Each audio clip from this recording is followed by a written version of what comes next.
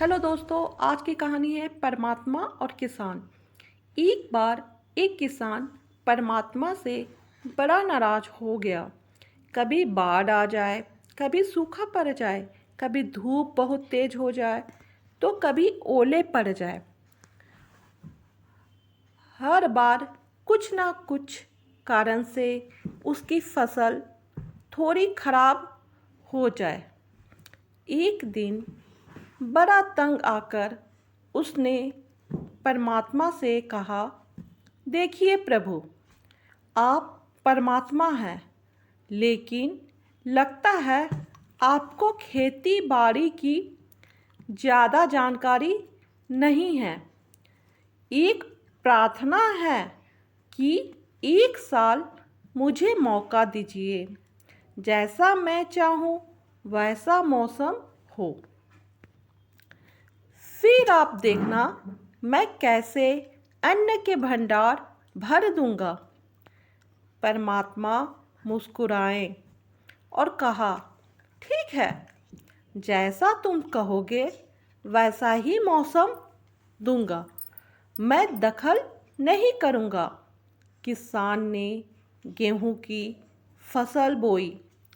जब धूप चाही तब धूप मिली, जब पानी तब पानी। तेज धूप, ओले, बाढ़, आंधी तो उसने आने ही नहीं दी। समय के साथ फसल बढ़ी और किसान की खुशी भी, क्योंकि ऐसी फसल तो आज तक नहीं हुई थी।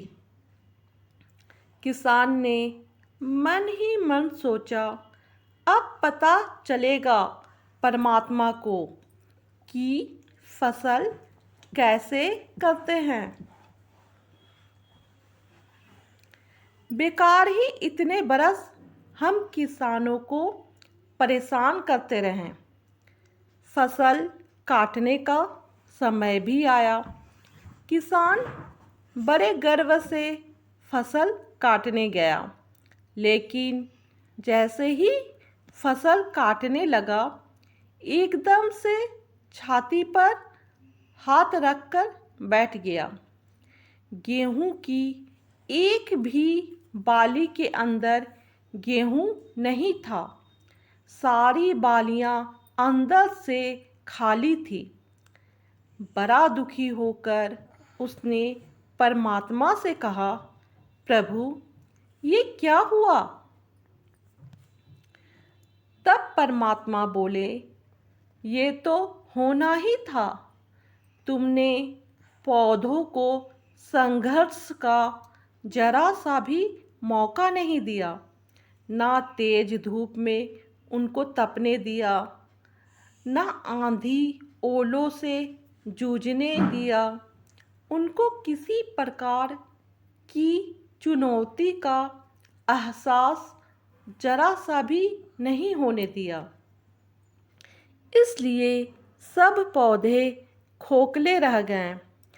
जब आंधी आती है, तेज बारिश होती है, ओले गिरते हैं, तब पौधा अपने बल से ही खड़ा रहता है। वो अपना अस्तित्व बचाने का संघर्ष करता है, और इस संघर्ष से जो बल पैदा होता है वही उसे शक्ति देता है, ऊर्जा देता है, उसकी जीवटता को उभारता है। सोने को भी कुंदन बनने के लिए आग में तपने, हथौड़ी से पीटने, गलने जैसी चुनौतियों से गुजरना पड़ता है, तभी उसकी स्वर्णिम आभा उभरती है, उसे अनमोल बनाती है। उसी तरह जिंदगी में भी अगर संघर्ष ना हो, चुनौती ना हो, तो आदमी खोखला ही रह जाता है। उसके अंदर कोई गुण नहीं आ पाता।